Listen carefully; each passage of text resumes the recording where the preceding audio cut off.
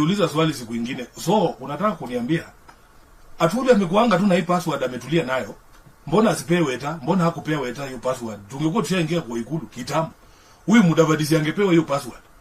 Hata Raila si alikuwa shemeji ya Atwoli. Si mbona hakumpea hiyo password? 2022 tukitafuta kura, Atwoli alikuwa kwa presidential team. Hata mikutano ya strategy ilikuwa inafanywa kwa boma yake kule Kajiado. Mbona hakupeana hiyo password? Sahi anasema yeye ndiye yako na 1 billion ile ati anaweza pea Sifuna. Mimi sitaki pesa yako mzee, tafadhali. I don't need that money. Wacha wananchi wanitumie hizo 10 bob zao zenye wanatuma sahi kwa M-Pesa zetu. Yani boss.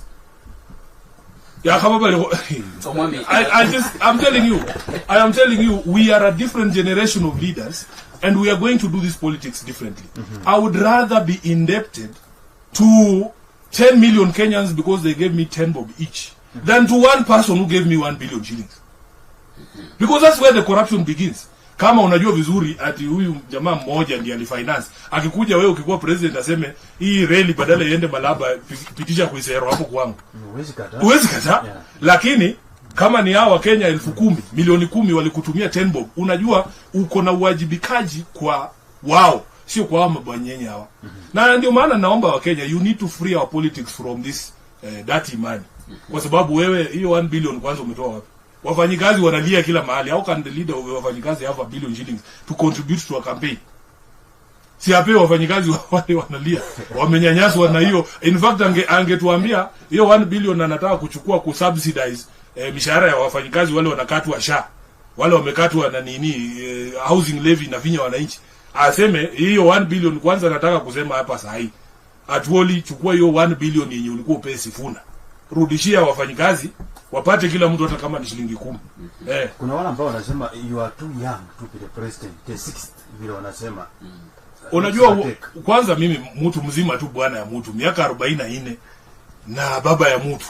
Unaniita mtoto. Bando wechaga barie. Aya, number 2, it is the Kenyans who determine who they want in leadership. And we have seen for instance, unajua mtu alizimama akasema wewe Sifuna safari yako ni kama ya Obama.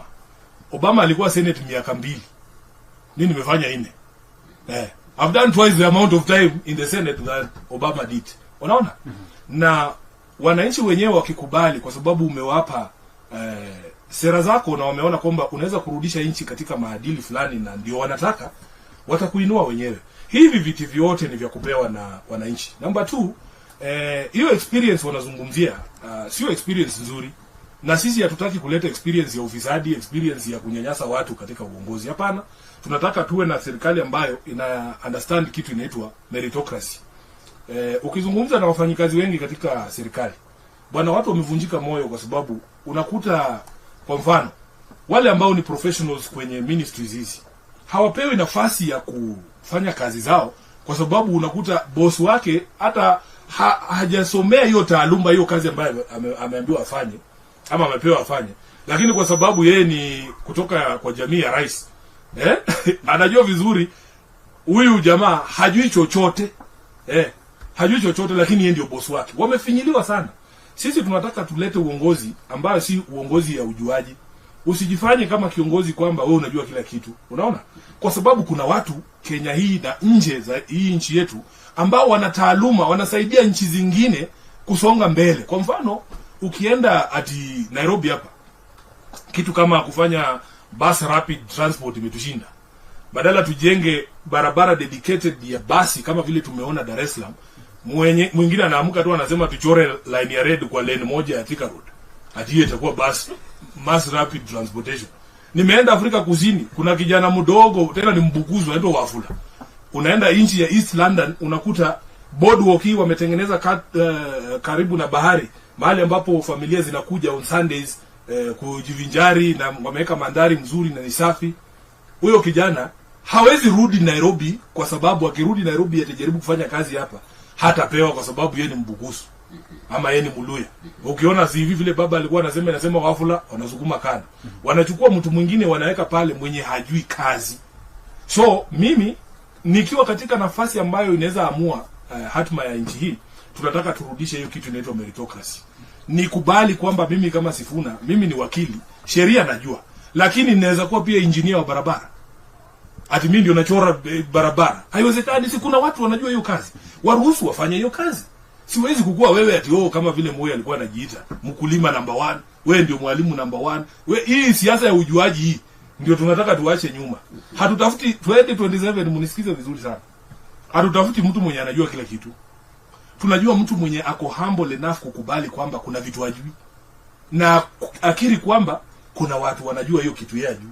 Na wapatie nafasi wafanye hiyo kitu kwa sababu wamesomea hiyo kazi. Unaona? Ukiangalia mimi nawaambia kuna mabadiliko mengi ambayo tunataka kufanya katika nchi yetu. Ili tuweze hata kuvutia, niliwazungumzia kuhusu kuvutia wawekezaji. Mtu hawezi leta mradi yake kwa nchi ambayo akisema tu anatangaza leo anataka kuweka kiwanda cha sukari hapa. Kuanzia kwa MCA na mdai hongo. Ama alete vijana wapige kelele waseme hakukuwa na public participation. MP anataka yake. Senator ndio huyo hapo. Governor mpaka president. Na unajua hawa watu wote wa hapa chini wanafanya hivyo kwa sababu signal limetoka juu ya kwamba unasikia hata mdosi yako na yake. Sasa kama mdosi ashakata yake, mbona MCA asikate? Hiyo wanasema hatuna pesa. Watu wa Olkalau wamewaonyesha hiyo pesa yenu haitawasaidia. Pesa is not the answer. Sisi tutatembea tu vile tunatembeanga Omar. Mimi za hizi niko tayari kuingia Trans Nzoia. Nahitaji nini kwenda Trans Nzoia?